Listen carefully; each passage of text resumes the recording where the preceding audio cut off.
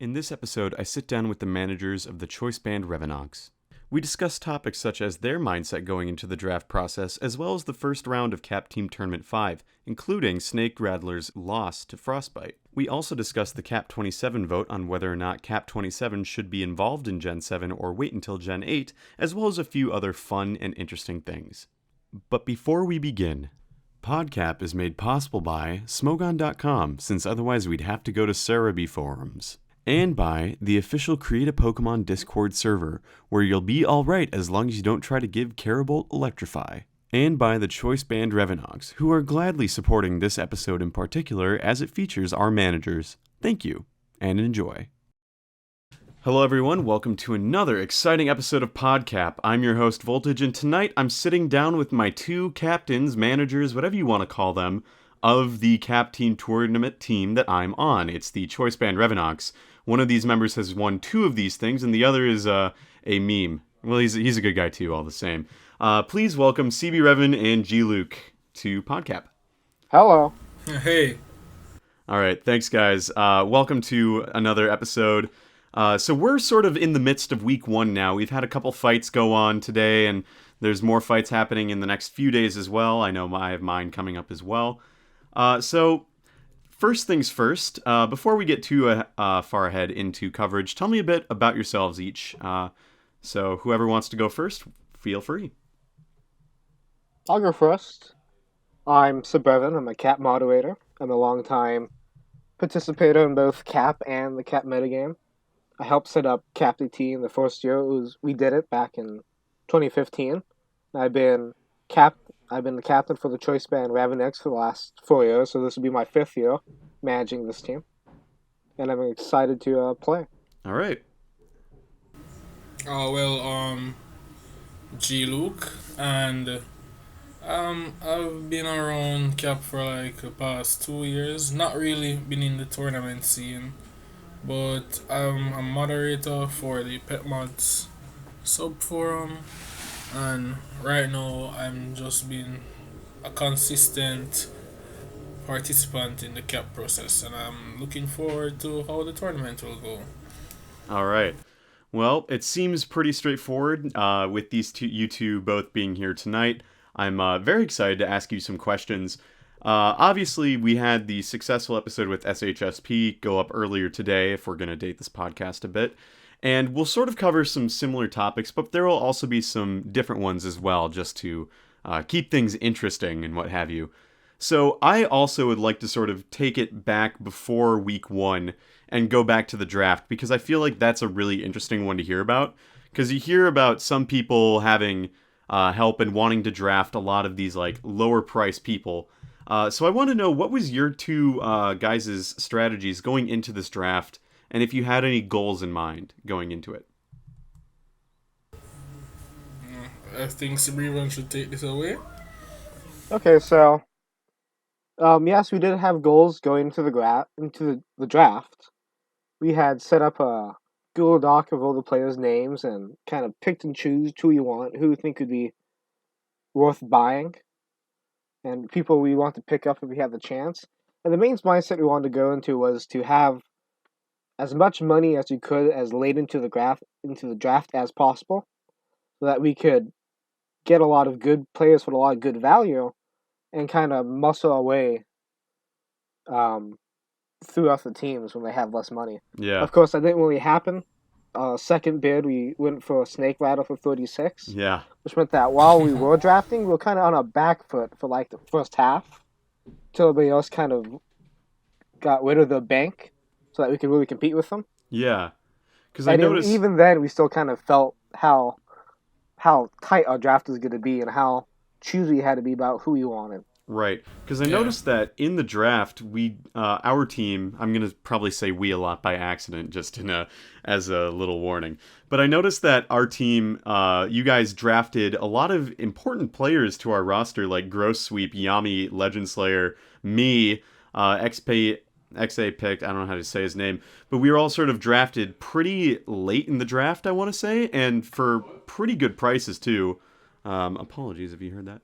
So I think it's interesting the way this mindset worked, where saving up that money. So with that in mind, now that you saved up enough money to sort of muscle your way into getting who you wanted later in the draft. Some of these people, again, if we talk about, you got Yami for 4,000 and Gross Sweep for 3,000, which are pretty big steals in my opinion. Can you sort of comment on those later round picks and what made you sort of go after them late in those rounds? Oh well, can I try? Yeah, Okay. go for it. Go for it. So well, from what I observed, that after everybody just like blew it off most of their cash, like early on in the game, of drafting, we just like decided to pick up.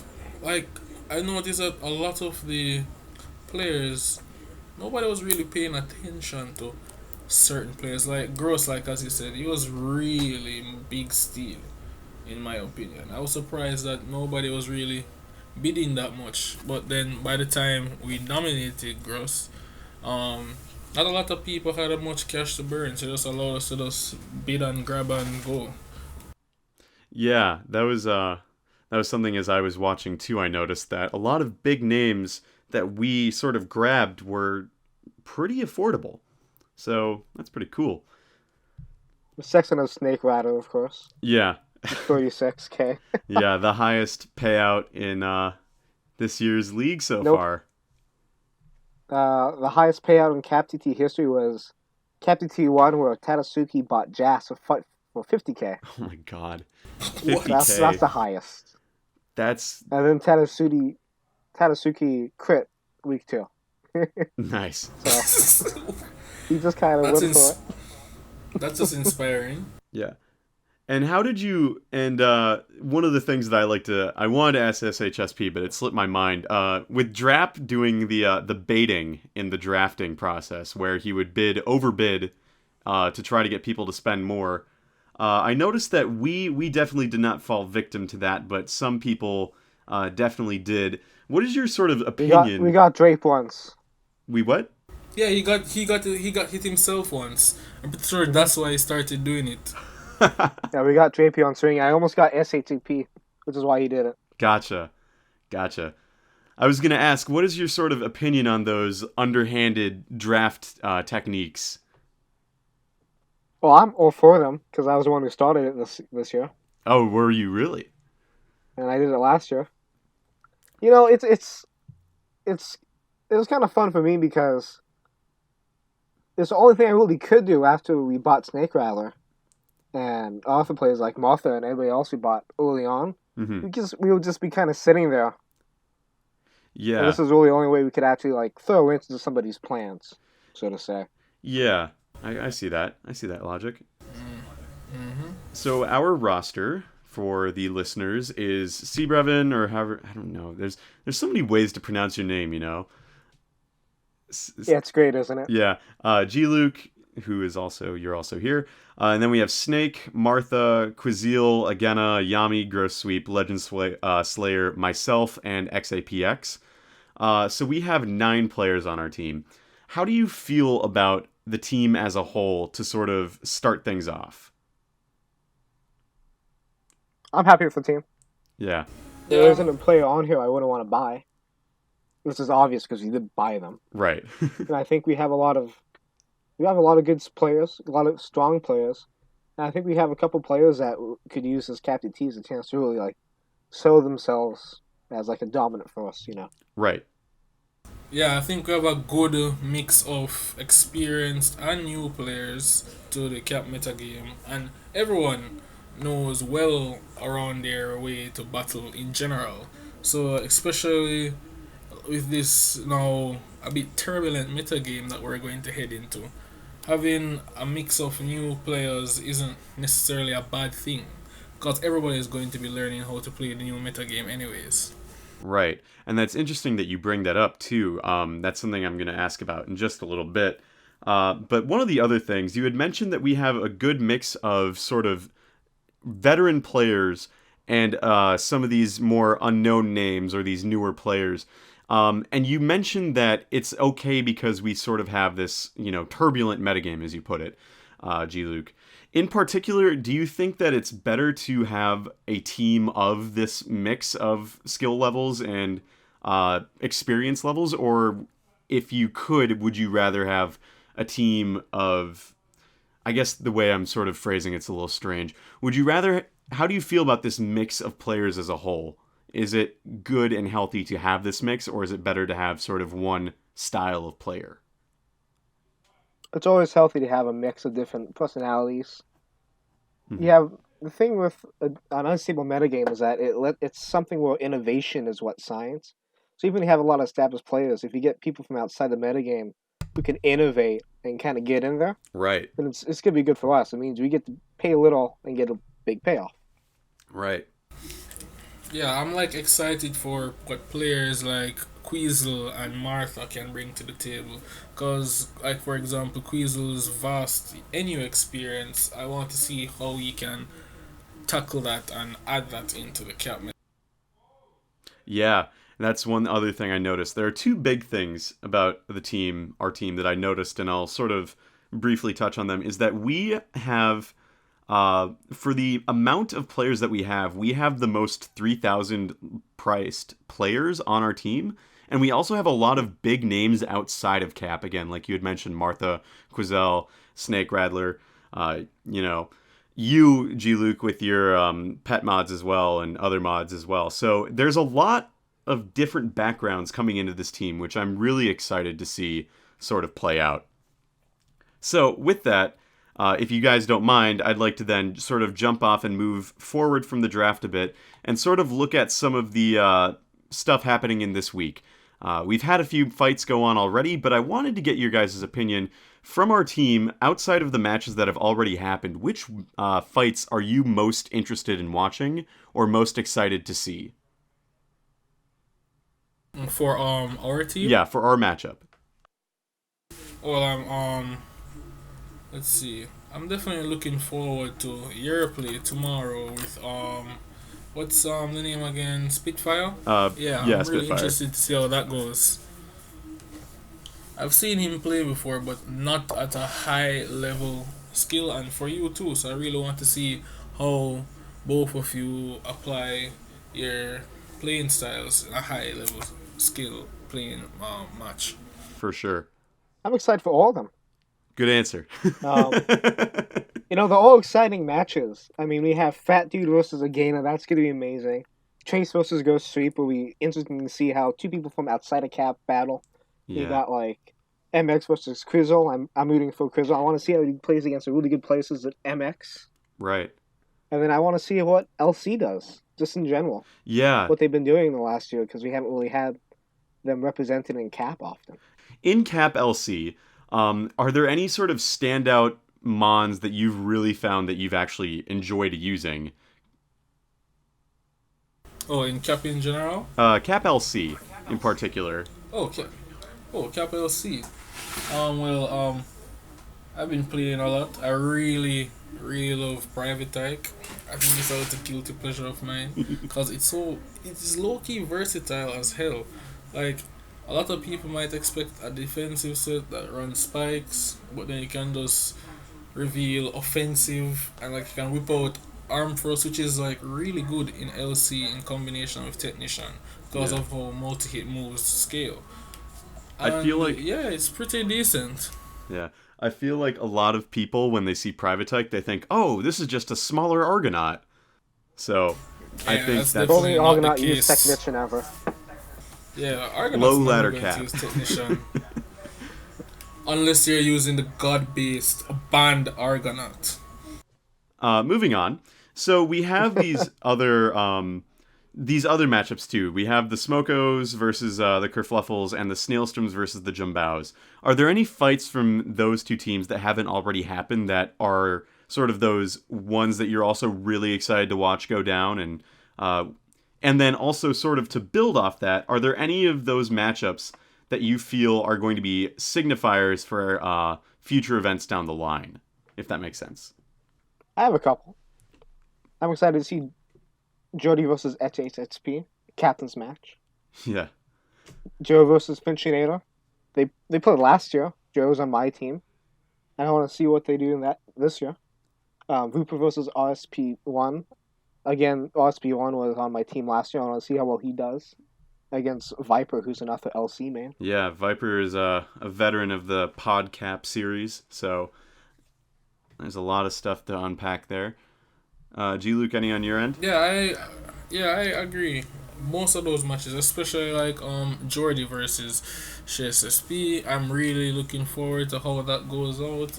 It looks like a very top match because I've always appreciated both of their unique battling styles, and I don't think I've ever won against them, so I'm not even sure what I'm rooting for. Yeah. And it'll be interesting, too, because we play the Kerfluffles next week as well, so I feel watching them play this week is going to be interesting to see what they bring, aside from using their random.com to figure out the placements for who goes where. Yeah.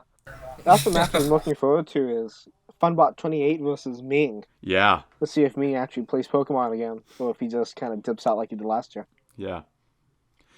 So now looking at our team, thinking about the lineup that we made, I know I was kind of there when we discussed it, but I wanted to know, and I'm sure the rest of the people listening want to know as well, how did we sort of design our lineup here? What made us put Snake Rattler at the third spot as opposed to, say, maybe like 1 or 2? What we did again? I thought that MX was going to go first. I just think that would have been something that he would have done. So I'm not sure because of how MX and Snake, they've been battling each other for a long while. I wanted to avoid both of them placing together because I think MX would have a much easier time C-teaming against Snake than he would have against Queasel, for example. And we actually achieved that, avoiding that matchup. Yeah. Yeah, that about sums it up pretty well. Just trying to dodge a C team. And then of course we ran into another C team, so it's all fine. Yeah. And then for the lower tiers, with Yami and Agena playing LC and Oras respectively, what sort of pushed those two into those roles? Just play them towards their strengths. Yeah. Can you elaborate on that a little bit? Yeah, definitely. That's the key right there. Yeah. Because I know Yami played pretty well in the LC tournament that was the CAP LC tournament going on. I know SHSP was very surprised to see Agena in our Oras spot, though. So I guess some people he wanted to be in Oras. Yeah. He wanted to be in Oras. Yeah, he asked. Yeah. Well, then there we go. He's a good player. And nobody really knows how to play OS. It's been too long. So it's fine that people just want to learn it. The one thing about Oras I will say, too, is that there's a lot more fun, quote-unquote, fun caps to use. Like, Cyclone is still decent in that metagame, whereas in SM it's really not that great. So it's really good in OS. Yeah. Yeah, and King Kerfuffle, too. Kerfuffle is amazing in Oras. Such a shame it had a big fall from grace, right? Yeah. Well, that's what Cap UU is for. Make Toxapex. Just make a perfect counter to something. Yeah, really. It's like, sort of, if we think about caps in the perfect counter, you got Toxapex to sort of cover Kerfluffle, and then you also have... Fairies and Voodoo. Yeah. Wait, what is that? A what? Just any fairy versus Voodoo. What's a Voodoo? I've legitimately never heard of that.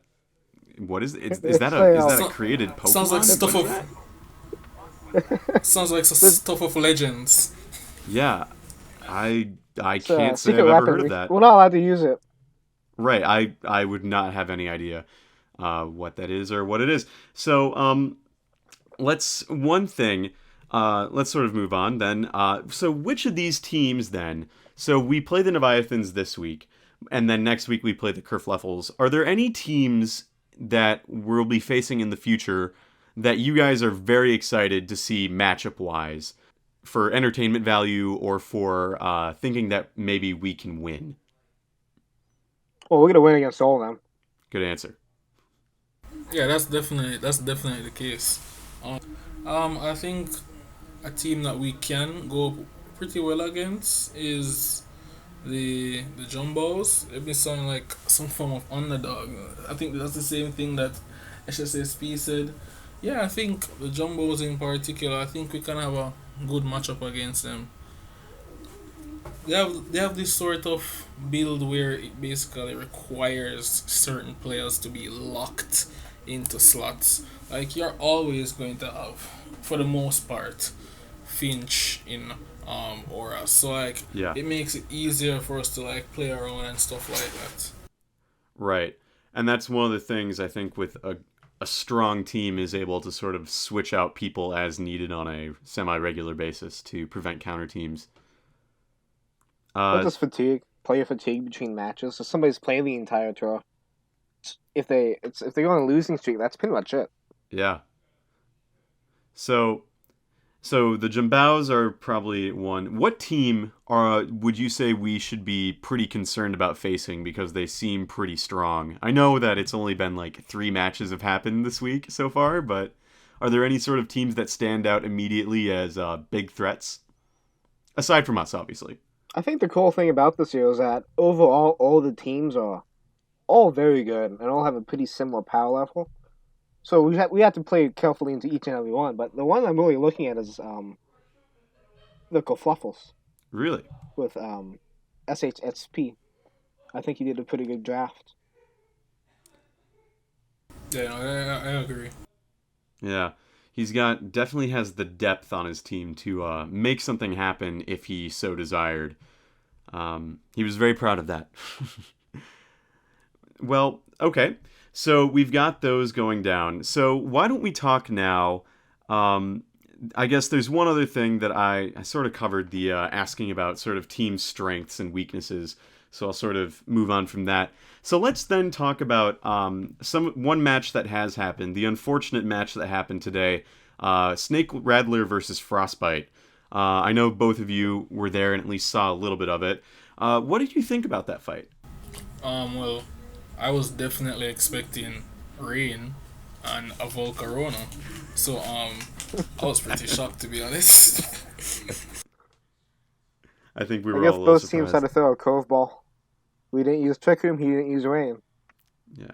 Do you think that Frostbiyt had prepared for Snake Rattler to bring Trick Room? Yes, he did. I wasn't really around. I'm not for sure most why of else the you'd match. bring a Kyriamena Guts Coleslaw if you weren't expecting to face a really slow team. Right. Because he brought his team. So for reference, Snake brought a Jumbao, he brought Heatran, Kit, Megalodios, Rotom, Wash, and Aurumoth, while Frostbiyt brought Flame Orb Colossoil, which is stupid, Heatran, Scizor, Kyurem Black, Tapu Koko, and Landorus Therian. And so you were saying, what did they bring that sort of would counter Trick Room? Thinking about it, I'm pretty sure nothing on Trick Room, like, unless you're talking on, yeah, nothing on Trick Room really comfortably switches in on Colossoil, if you think about it. Cause Just like, in general, nothing switches into Coleslaw comfortable. Yeah, really. yeah, It just hits Like, way too hard. yeah, it's just that nobody really expects it because it doesn't really have the best matchup in general. So like, it's pretty interesting that Frost decided to go with that route, going with Colossoil. The one thing I could see it being... Sorry, no, you were going to say? I was gonna say, Coleslaw is just a really interesting Pokemon because it's a wall breaker, but it has such strong priority. I mean, just looking at Snake Rattler's team, there's nothing really that could switch into its moves as Frostbite plays it well. Because even Jumbo, which would be the best switching into its stabs, can't take a Facade twice. Right. Yeah, that's facts. And one of the things I thought, too, when I saw this team was that if he was building to sort of counter Trick Room, Colossoil is a great way to deal with Fidget. Just because Colossoil... And then Colossoil can also, beat Cresselia, too, if Snake really wanted to bring Cress. I don't know why. And Magearna as well before Trick Room. It'd be a slow can. Yeah, that too. Yeah, he would He being hate, a slow he can. would hate that. Yeah, Slowking. Yeah, which that it beats quite comfortably too, as long as Trick Room isn't up. Even if it is, like with Sucker Punch. Right. So we get through the fight, and it seems like Snake definitely did not expect the goddamn flame orb colossoil, which is too bad. And I feel, you can talk about games and play Monday morning quarterback or whatever, but all things considered, I think Snake played the match pretty well for the matchup that he had. Um, what do you think about the matchup that Snake had against Frostbite here? It was winnable. He has an Aurumoth, so of course it's winnable. But he just has to play around Colesire perfectly Yeah, if Frost plays it well. And it's a similar stand. All of his mons looks like they hit pretty hard, yeah. I especially something like Kyrium that's also really hard to switch into when your two steals are both weak to earth power. Yeah, and that Yeah, was definitely. yeah, and that was not to steal the thunder on this as well, but you talk about wall breakers, and he's got Colossoil and he's got Kirim Black, and those things, like I said, like you said, they're very hard to switch into, which makes me sort of think that if Snake was bringing Trick Room, Frostbite was ready to sort of take on anything that wanted to switch in to set up another Trick Room. Yeah, I think his plan was to just go really hard on the offensive with the wall breakers and just not give Snake the breathing room to set Trick Room comfortably. I think that was his game plan to see team. Yeah, you could really tell because something like Colossoil, Landorus, Kyrium B are all Pokemon that could kind of stop a fidget before it even starts. Even Heatran, if it's running Talk, could do that too if Snake wasn't running a fast spread. And you can tell he's really seed teaming Trick Room because he has something like a really heavy ground type like Colosire paired with Heatran, which can handle Tapu Bulu or Magiona if you chose to run it. Mm-hmm. Yeah, and then sort of And that core also or no, keep going. and it also beats something like Marak too Yeah, because you have Sucker Punch. that is true. So then, other side of the coin, Snake's team with Jumbao, Drought Jumbao, if I'm remembering it right, Heatran, Kitsuno, Megaladios, Rotom, and Aurumoth. How well do you think that Snake prepared for counter teaming Rain and Volcarona? Oh, I think he was pretty good with Rain. He has a Drought Jumbo. Like, that really messes up a lot of Rain strats. Like, a Tapu Koko, Pelipper, Swampert, all those guys, they hate Jumbo. It just messes up with the Rain, messes up with Thunder, Hurricane, all that shit. Yes, I think he was prepped well against Rain. Right. Just take special note of the Heatran to beat the Volcarona too. Yeah, that's the big one because Volcarona, especially in Cap, can't afford to run like Hidden Power Ground because of coverage. It's tough to slot on it, yeah. Yeah. So Yeah, Volcarona's sets are really locked in Cap, unlike OU where it can flex to some stuff to run tech. It's really just one thing. You know what Volcarona's gonna run. That doesn't stop Frost though. Z Hurricane. Like, what? yeah. Well, when you're Frost and you like Rain and you like Volcarona, you kind of have to go with it, right? Guess he just makes it work. Yeah. So one other thing, looking at this match, I don't know if either of you have it open. If you do, I'm going to probably, hopefully, reference this in the video itself too. But I think the match is lost at a certain point, and I wanted to know where you think it was too, because I have an idea, but I wanted to hear what you guys think of it if you have it open. Yeah, I'm looking at it right now. Um, Well, I guess for me, I think Snake kind of loses the game on turn 19 going into turn 20 where he brings in Jumbao and then he immediately shores up instead of clicking Moonblast. He does lose that 50-50 of maybe it's Sucker Punch versus versus him going for just a facade. But I wanted to know what you guys thought of that turn in particular. If Snake was correct in making that play, whether or not it caused him to win or lose. And feel free to take time because I can cut all this out and it'll be fine. Well, when it's a sucker punch mind game, there really is no wrong choice. You just kind of have to flip a coin and hope you get lucky. Right. Oh yeah, I'm pretty But sure. I do think that it would have been better to have gone for the Moonblast, because if you do happen to get that off on that 50-50, then you just kind of win the game right then and there, possibly with Aurumoth. I forget if the Landinus was Scarf or not, but if it wasn't, then you have a pretty good chance. I don't think But it was ever it's showing revealed up. if it was Scarf or not. Yeah. It looks like it would be Scarf just Um, because everything else on his team, he doesn't have a Scarfer on his team. It could be, but it doesn't revenge Aurumoth is one thing. I don't know why Right. you really want it when you know that Yeah. Aurumoth is going to be coming week 1. Right. But then again, I don't know. Yeah, I'm not It's even- probably... I actually really don't know what it would be. Because Like, Korean would be wearing ICMZ. What was it? that's weird. Like all Scizor too. I'm pretty sure Kit can't really do that much to Scizor depending on the set. But what was his Scizor revealed to have? Just U-turn at that point. It was a Megastone. Oh well, I think if he did hit the Moonblast, he probably could have won the game right there, cause non-Scarf Landorus is going to die to another Moonblast, and I'm pretty sure unless he brought Swords Dance knockoff, he wasn't going to be beating Kit. Yeah. And that's the thing too. It really comes down to a 50-50 at that point. And, I think both players played really well in this match. And, if you had to lose, it was, losing the mind game. And, it is what it is. Yeah, Yeah, it definitely just that's sucks. the case.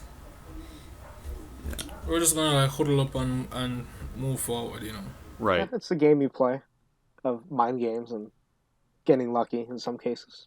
Yeah. Well, let's then move away from this loss and, rally that energy for the future fights coming forward. So, I want to sort of now shift gears, no pun intended, towards some new and happening things that sort of happened in the metagame right now. As we saw, I think it was Jordy who posted this in the main Create a Pokemon point. We have the decision on Cap 27. I had asked SHSP about it, but today it was revealed that there's going to be a direct vote for everyone involved in Cap on whether or not they would rather see a no Cap 27 during Gen 7, a regular Cap for Cap 27 during Gen 7, an Ultra Beast Cap during Gen 7, or making a Mega Evolution of a previous existing Cap. I wanted to know what you two sort of thought of those options, and if you had a preference in one way or another, or perhaps would like to weigh in on everything. Cbrevan, you want to take this? I'm Um, pretty sure. Sure, I can take it for now while you think of an answer. I don't like Ultra Beast Cap. I don't like Ultra Beast in general, so that's not the option I would go for. Probably, I don't like making a Mega Evolution for a pre-existing Cap, just knowing what we are going into next generation. I don't see the point in spending however many months purposely making something that's going to be outdated. Right. So I'd probably go with either no Gen 7 Cap 27, or just a regular project. Yeah. Can you Not really elaborate? sure which one I like better. Can you elaborate a little bit on why you wouldn't want an Ultra Beast Cap for Cap 27? I just don't find the idea of that engaging, personally. Fair enough. I don't like how that our abilities is locked in before. I think that after starters, I'd rather see like more discussion than excluding discussion from the start. Right, because that was actually... Even if it does take a couple more weeks or something. Right, because I remember that was one of the big talking points about the starter caps as well, was sort of locking everyone into a pre-existing framework. Yeah, that was the whole point of frameworks, Right, to lock something into the process before we even started. right, exactly. Well, my view is no Ubis. I'm not really interested in a Ultra Beast Cap. I personally don't see what much excitement there is Yeah, it has beast boost. That's not really that interesting in my opinion. As what Mr. Van said, that it locks in beast boost. That's not real. I don't really like locking in aspects of cap. It just eliminates one whole bunch of discussion. And I think I made a post in the PRC thread detailing what my stance is on what we should do moving forward. Yeah, just make some cat babies. That's definitely my tea going into it.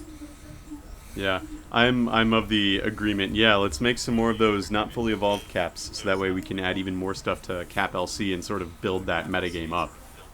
Because it's growing, Yeah, so cause I'm like why not, definitely right? there's we have we have we have Equilibra's pre evo to move forward with. We have a bunch of LCs from Gen 6 that move pools have not been updated after updates that we did at the start of this generation, and we have like a bunch of Gen 4 cap babies that are just not made. Like fam, I want my Monheim. I want that thing in LC. Give me my no face and my monome. Yeah, I really feel that. I really would love to use those in Cap LC as well. So There's also stuff we could be doing too, aside from making a cap.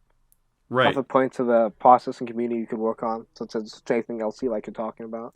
Yeah, could you sort of go into that a bit more? The processing and sort of theory behind the metagame as well, and what we could do to sort of develop that in this period of time. We can do like tours. Like um, we have we can have a potential playtest tour. I'm not sure how playtesting is going with that.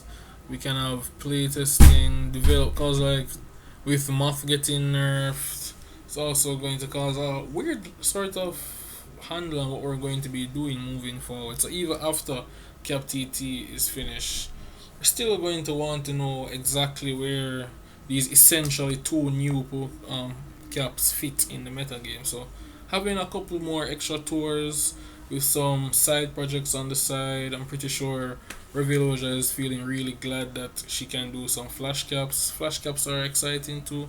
We have a lot of things we can do because even though the main thing is building Pokemon for Cap, Cap is so much more than that right now. And I think we should strengthen all of that before we're moving into the onshore state of Gen 8. I gotta agree with G Luke here that there is a lot of stuff you can do outside of building caps. And to add on to that point about adding Pokemon to the metagame, which we just had Equilibra this week, we're gonna have the North Aurumoth next week. If we don't build a cap, that means we're gonna have up until the end of the gen to have a stable metagame. And I think personally, I think that sounds fantastic to really go into the next generation, knowing that our metagame, end of the meta will be settled, as opposed to something like Gen 6, where you had the Mega Sableye ban right before the end of the gen. Yeah, So, and we never really figured out those builds because we moved right on to Gen 7. yeah, So this will give something like Cat TT a better experience next year for when we actually have people playing past gens. It won't be so much of a guesswork, but we know like what to do more so. right. And I think, again, my personal opinion on the matter is, I agree with you, Cbrevan, that developing a metagame is something that takes a lot of time to do. And we had three entirely new caps for Cap 25. We basically have Mega Crucible 2 Necturna, who have been kind of figured out.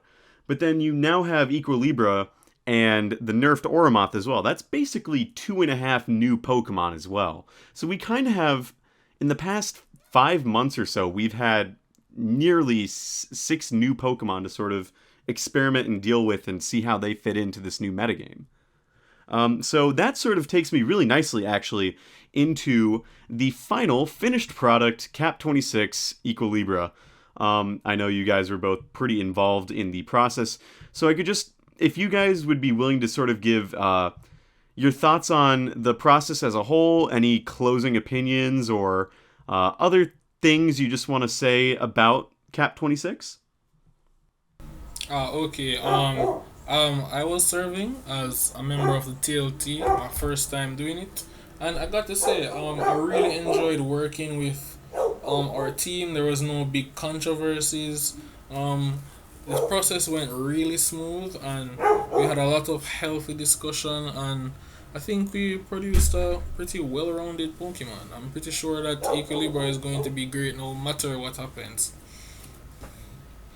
And like touching on move pools in particular, I was like pretty pleased with how we talked about Doom Desire and explored how Doom Desire, what be the impact and how it would work exactly. Cause like there was a big discussion on like would hazards fit well with Equilibra? Would it outclass Doom Desire?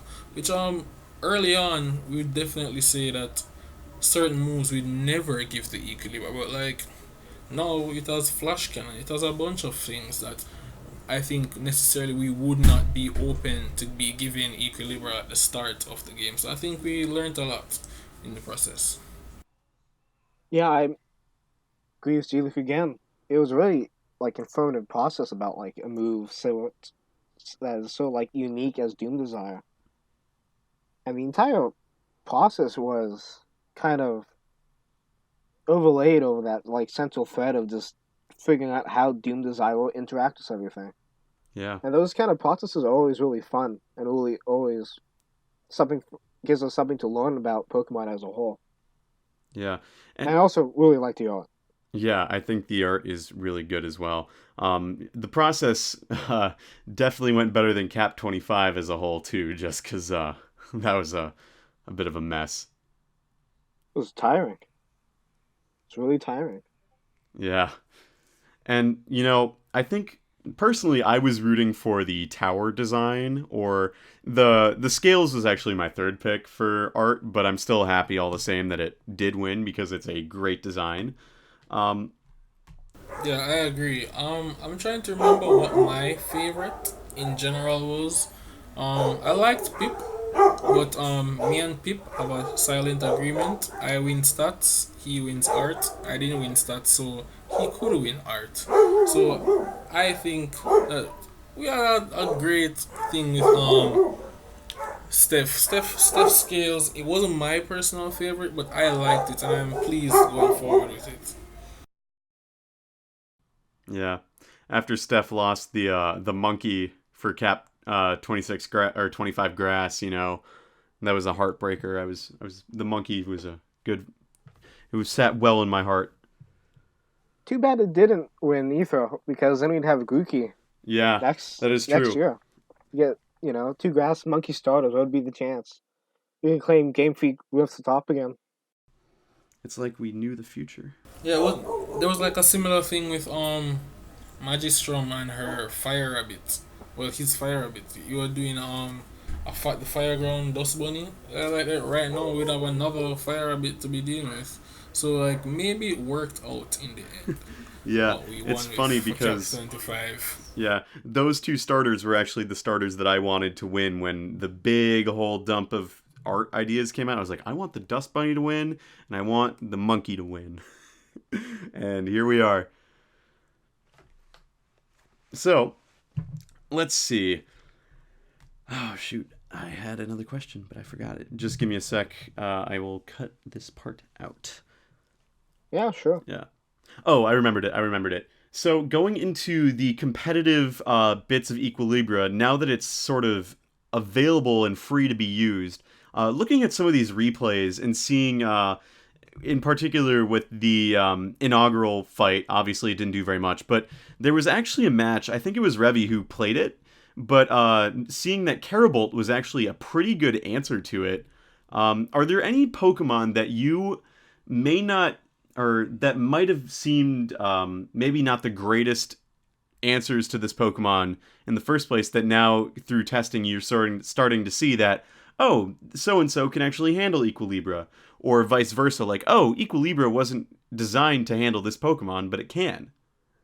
Yeah, that's generally how mons go. Like certain things you're not gonna really prefer, cause like for example, um, like Smoke Komodo just popped up out of mediocrity to deal with the ever-present Magirina. Because, like, as an S rank threat, and Jordy was spamming it everywhere, pretty sure Jordy himself decided that, hey, Smoke Komodo is the key. And then, like, now Smoke Komodo's so switching in on Magirina, giving it a hard time, basically near invalidated most Tapu Koko sets. And it just goes to show, like, how Pokemon that you don't necessarily think about, how it just with some metagame development and innovation just like gives a great product and matchup sets. Yeah.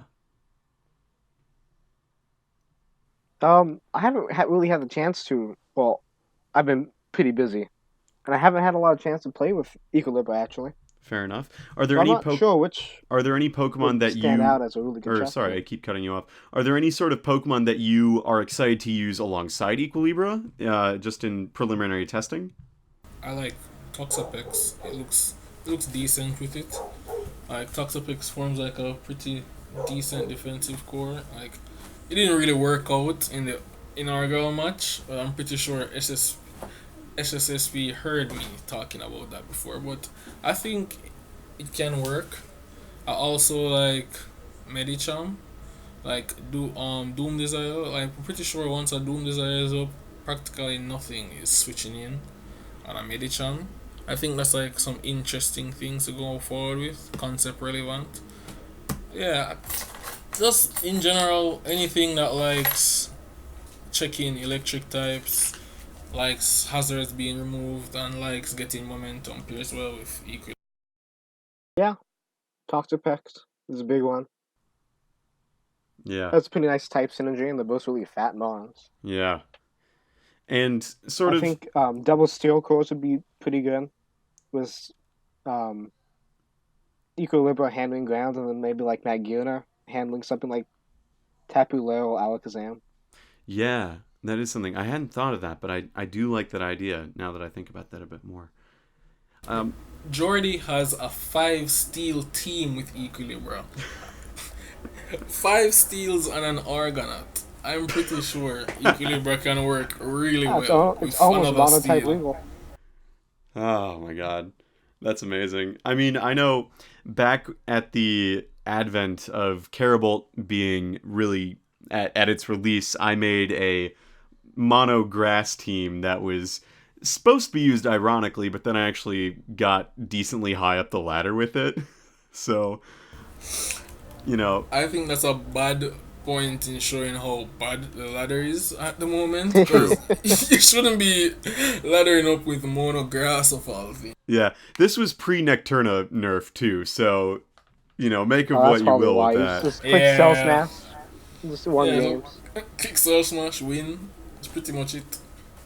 Yeah. And then the last thing I sort of wanted to discuss in terms of new topics is the Aurumoth nerf as well, since it is coming into effect basically in a week.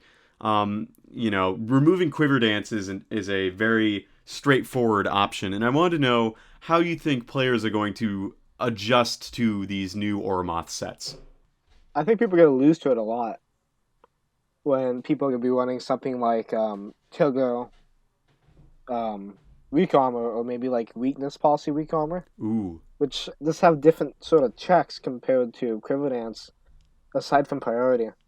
So it'll take people like a little bit of time to figure out how to play around that as well. yeah. But it can't. It won't just click a move and start winning the games as much, which is I think what people wanted. Yeah. I think I've already coined the perfect set for post Quiver Dance nerf Aurumoth. Dragon Dance, Tail Glow. That's the ultimate set. I'm pretty sure someone is going to be winning a match in Cap TTT with that set. I can promise you. Remind me to build that for week 3. All right. Well, that kind of covers all the big pressing questions I was interested in asking you guys. Do either of you have any other things you want to add to the conversation? Whether it's advice, trash talk, predictions, hopes, dreams, etc., etc.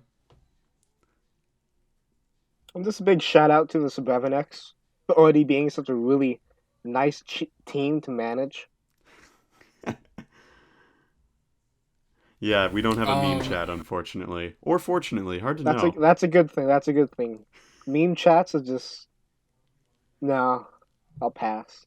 So you're saying we're the tryhard team? You don't need a meme chat to make jokes. That's You true. know. yeah, I'm pretty sure. Legend Slayer. I think he's his own personal meme chat. So I think we're good. Yeah, he has us covered as far as memes go. Yeah. We don't need. We don't need. I don't need my team to be spending hours trying to like Photoshop movie posters or do something else ridiculous. Yeah, you only need me making these things instead of practicing and building. And us interviewing. Right, You exactly. know. I'm wasting all of our time Yeah. right now when we could be doing more productive things. Nah, I'm kidding. Yeah, I This could be yelling at people to build teams. You know, very productive. Oh yeah, I think I have a shout out too. Yeah. Just basically what Siri said. Um, Big up to everyone on the team. I'm sure that we will be winning a lot more matches. We won't be getting any weird loses to subpar mons like what the hell, physical Tapu Koko. Claymore But Colossal don't worry, is a I think shit. we're going to. I think we can just rally together and move forward. Good answers. I like One those. thing I would also like to I did just think of is shout out to our TLTL team for the Cap 26. I think they did a pretty good job. Oh yeah, definitely. Yeah, on behalf of the TLT, I say Oh yeah, thank you. good job, Jewler. All right. Well, thank you both for joining me. I know since neither of you are playing this week, I don't have to ask you when people can catch your fights that are happening. But Hopefully never. yeah, hopefully never. Yeah, just keep being a good leader and everything. You're doing great. But thank you Yeah, I'll guys. just sit here looking pretty. Yeah, thank you guys so much for joining me tonight. And as always, to the listeners slash viewers, if you enjoyed this podcast, please feel free to leave a like, subscribe, comment on any topics you'd like to see going forward, and we will see you all for the next exciting episode of PodCAP. Have a good evening.